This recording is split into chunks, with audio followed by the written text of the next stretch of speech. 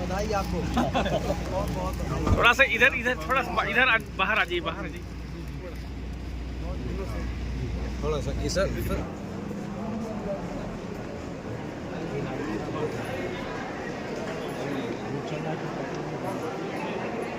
हम सबके बीच में मध्य प्रदेश शासन के लोकप्रिय उप मुख्यमंत्री जी का आगमन हो रहा है। क्योंकि जोरदार तालियों के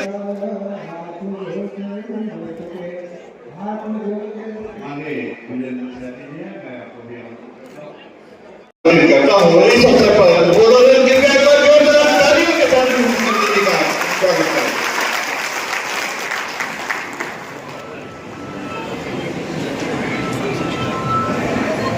पीएम सूरज पोर्टल के शुभारंभ के इस देशव्यापी जो कार्यक्रम हो रहा है पूरे देश में 525 जिलों में, इसी प्रकार से वर्चुअली जुड़ने का समय अब नजदीक आ रहा है जब प्रधानमंत्री जी सबको संबोधित करेंगे।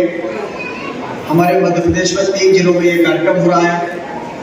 धार में मुख्यमंत्री जी उपस्थित रहेंगे, नरसिंहपुर में जगदीश देवड़ा जी उपस्थित रहेंगे जो हमारे उप मुख्यमंत्री जी हैं, और सिंगरौली में 3 जगह ये कार्यक्रम मध्य प्रदेश में हो रहा है। पूरे देश में 525 जगह ये कार्यक्रम जो आयोजित हो रहा है। ऐसे कार्यक्रम के अवसर पर मंच पर उपस्थित हमारे इस क्षेत्र के लोकप्रिय विधायक आदरणीय रामनिवास शाहजी, वरिष्ठ विधायक आदरणीय विश्वामित्र पाठक जी, आदरणीय राजेंद्र मेश्राम जी, विधायक और भारतीय जनता पार्टी के जिलाध्यक्ष आदरणीय रामचंद्र गुप्ता जी, लोकसभा में जिनको मोदी जी ने इस बार प्रत्याशी बनाया है के डॉक्टर राजेश मिश्रा जी को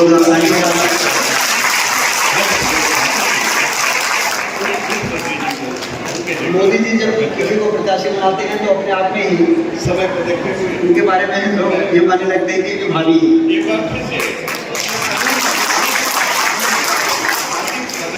आदरणीय गिरीश द्विवेदी जी हमारे पार्टी के बहुत ही वरिष्ठ नेता हैं।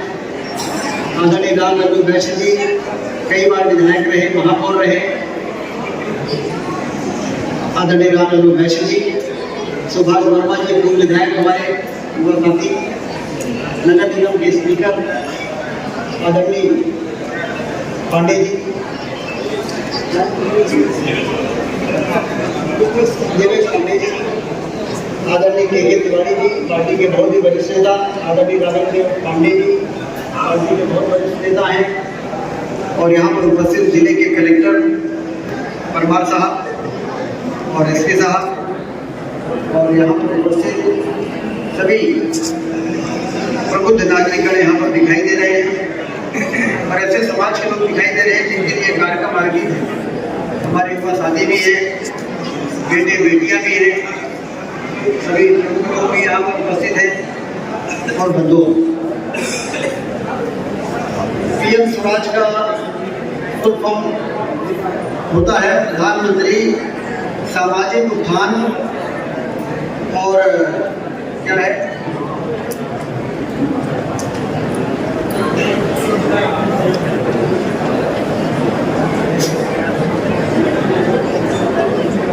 रोजगार आधारित जन कल्याण,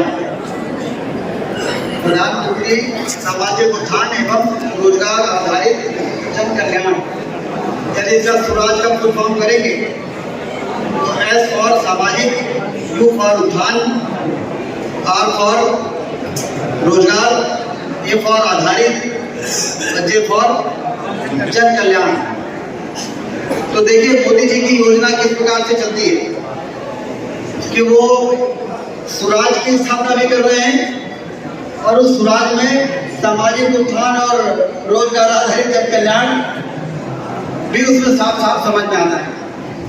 हमारे समाज में बहुत से ऐसे लोग हैं जिनके अंदर हुनर है, जो बहुत कुछ करना चाहते हैं, लेकिन लेकिन पूंजी नहीं होने के कारण वो आगे नहीं बढ़ पाते हैं।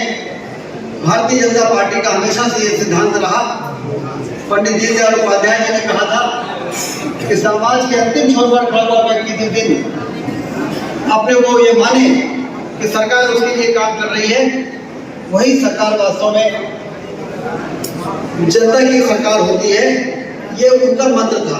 समाज के अंतिम छोर पर खड़ा हुआ व्यक्ति जब मुस्कुरा दे, जब प्रसन्न हो जाए, जब दोनों हाथ ऊपर उठाकर बोल दे कि हाँ हमारी समस्या का समाधान हुआ है, तभी हमारा लोकतंत्र सफल हुआ है, हम लोग मान पाएंगे। ये काम कौन कर रहे हैं?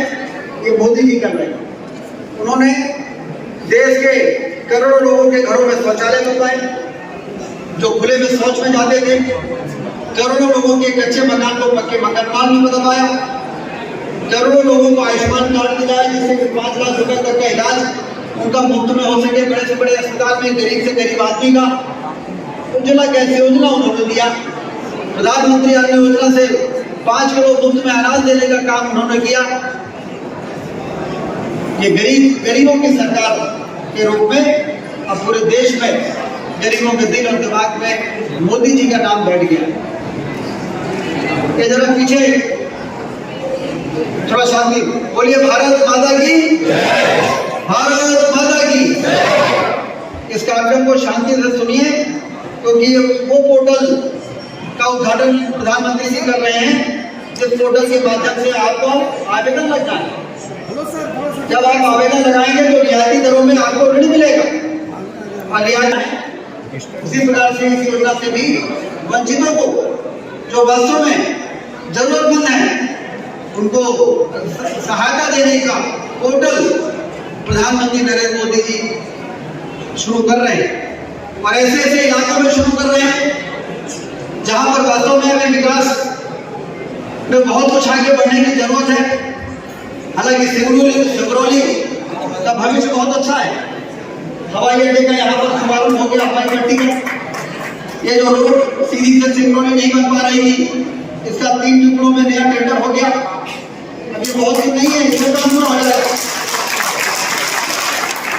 रीवा से सिंगरौली रेलवे लाइन के लिए पूरे रेलवे मंत्रालय को हमने झोंक दिया है, सीधी और रीवा और सीधी सिंगरौली रेलवे लाइन।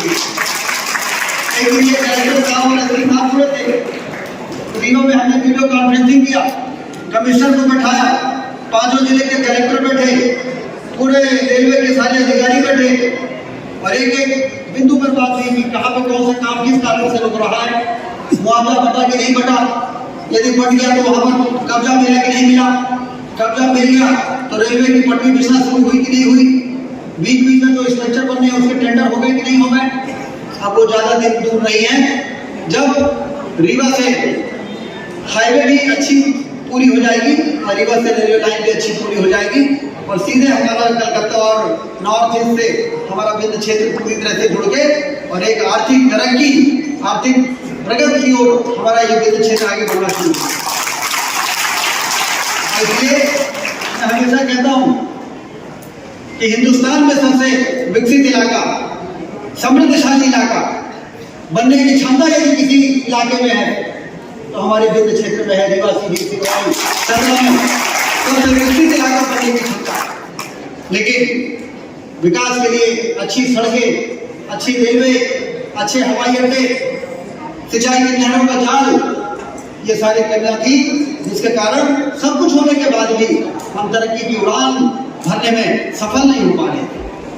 लेकिन आप सबको मैं इसके लिए श्रेय देता हूं कि आपने लगातार मोदी जी के हाथों को मजबूत किया, आपने लगातार भारतीय जनता पार्टी की सरकार मध्य प्रदेश में बनाने का काम किया, जिसके कारण वो सारे काम जो हमारे लिए सपने की तरह थे, उन सारे कामों को एक एक करके धरती को उतारने में हम लोग सफल हो रहे हैं और इसलिए हमारा भविष्य बहुत अच्छा है। हमारे प्रधानमंत्री जी एक और धारा 370 समाप्त हुई है, एक तरफ अयोध्या में भगवान राम का मंदिर बन गया, एक और शानदार इंफ्रास्ट्रक्चर के लिए काम हो रहे हैं, रेलवे लाइनें का, हवाई अड्डों का कायाकल्प हो रहा है, रेलवे स्टेशनों का कायाकल्प हो रहा है।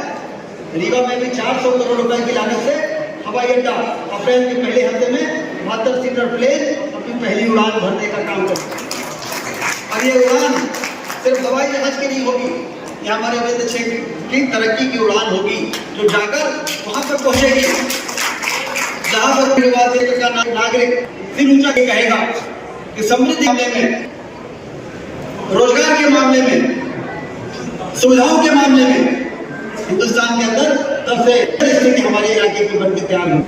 इसीलिए तो लोकतंत्र की में लोग वोट डालते, विधायक सांसद को चुनते कि हमारे क्षेत्र में सुविधाएं लाने का काम करें। आज जितने विधायक बैठे मैं बधाई देता हूँ, ये सब विधानसभा में घर पहुंचाने के लिए सब वाहन मिल जाए इसकी व्यवस्था कर रहे हैं।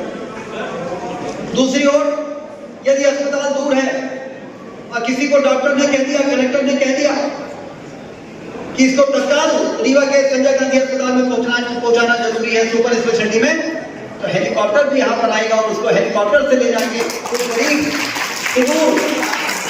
आदिवासी जिसके जेब में 10 रुपया नहीं है उसको हेलीकॉप्टर से भी लिफ्ट करके यदि सुपर स्पेशलिटी में रीवा में पहुंचाने की जरूरत पड़ेगी तो हेलीकॉप्टर है या एम्बुलेंस से शुरू करने की तैयारी प्रदेश की सरकार कर रही है। ये जनता की सरकार है, ये जनता के कल्याण के लिए दिन रात चिंतन करने वाली सरकार है। तो एक तरफ राज्य सरकार की योजनाएं डॉक्टर मोहन यादव जी की और एक तरफ केंद्र सरकार की योजनाएं हमारे प्रधानमंत्री नरेंद्र मोदी जी की। ये दोनों सरकारों ने डबल इंजन की तरह काम करके देश की समस्याओं को एक एक करके दूर करने का जो इतिहास रचा है, और इसीलिए देश के कोने कोने से आवाज आ रही है कि मोदी जी को तीसरी बार प्रधानमंत्री बना देंगे तो भारत विश्व गुरु के स्थान पर जाकर विराजित होगा। यह हमारा पुराना सपना रहा है, भारत को विश्व गुरु बनाना। स्वामी विवेकानंद जी ने कहा था 19वीं सदी में, 21वीं सदी चल रही, 19वीं सदी में कहा था स्वामी विवेकानंद जी ने कि 21वीं सदी भारत की होगी, भारत दुनिया का नेतृत्व करेगा। और उस महापुरुष की भविष्यवाणी किस तरह से साकार हो रही है हम लोग देख रहे हैं कि नरेंद्र मोदी जी के नेतृत्व में आज लोग ये कह रहे हैं, दुनिया कह रही है कि मोदी जी तीसरी बार प्रधानमंत्री बनेंगे तो भारत दुनिया का नेतृत्व करेगा और भारत विश्व गुरु के स्थान पर जाकर विराजित होगा। हम सब बड़े सौभाग्यशाली हैं कि हम ऐसे पीढ़ी के लोग हैं जो अयोध्या में भगवान राम के मंदिर और रामलला के विराजित होने को हम लोगों ने अपनी आंखों से देखा। ये 500 साल पुराना कलम है, लेकिन इसको देखने का आनंद यदि किसी को मिला है तो हम सबको मिला है। 1951 में जनसंघ की स्थापना हुई थी। डॉक्टर श्यामा प्रसाद मुखर्जी जी ने कहा था कि धारा 370 समाप्त होगी, हम करेंगे एक देश में 2 विधान 2 निशान 2 प्रधान नहीं चलेंगे। उस कलंक को भी 1951 में लगा हुआ वो कलंक, उसको भी नरेंद्र मोदी जी ने 2015 में होने का काम किया पूर्व चंद्र। तो एक एक करके अभी नागरिकता संशोधन कानून की अधिसूचना जारी हो गई। पाकिस्तान से, बांग्लादेश से, अफगानिस्तान से जो लोग अपनी प्रॉपर्टी को छोड़कर जान बचाकर भारत में जिन्होंने शरण लिया, 100 एकड़ जमीनें छोड़ के भागे में वहां था और यहाँ पर शरणार्थी की तरह रह रहे थे, तो नागरिकता नहीं थी। उसको नागरिकता देने के लिए महात्मा गांधी जी ने कहा था, जब विभाजन हो गया था, यदि कोई वहां से यहाँ पर आएगा तो उसको शरणार्थी के रूप में आएगा, उसको हम नागरिकता देंगे। महात्मा गांधी जी के उस वचन को भी यदि किसी ने पूरा किया तो भारत माता के सपूत नरेंद्र मोदी जी ने इसको पूरा किया। इसलिए देश एक नए दौर से आगे बढ़ रहा है, हमारा भविष्य बहुत सुनहरा है। और इसलिए हम सब आज पीएम स्वराज योजना के अंतर्गत रोजगार आधारित जन कल्याण के लिए रोजगार जरूरी है और सामाजिक उत्थान। पीएम स्वराज इस नाम से जो पोर्टल आज शुरू हो रहा है, इसकी हमारा जो जिला प्रशासन है, इसका कितना व्यापक प्रचार प्रसार होगा, इस पर विशेष ध्यान देना है कि इस पोर्टल का, इस कार्यक्रम का ज्यादा प्रचार प्रसार होगा तो लोग आगे आएंगे, लाभ उठाएंगे। और मुझे बताया गया है कि 23-24 के दौरान कवर किए गए इस योजना के अंतर्गत 2014-15 से ये जो NSFDC NBC FDC 114 करोड़ रुपए ये पूरे देश का। तो इस योजना को सफलतापूर्वक आप अपने जिले में क्रियान्वित करें, यही जिला प्रशासन से अपेक्षा करते हुए एक बार फिर से आप सबको बहुत बहुत बधाई, शुभकामनाएं और बहुत बहुत धन्यवाद। जय हिंद।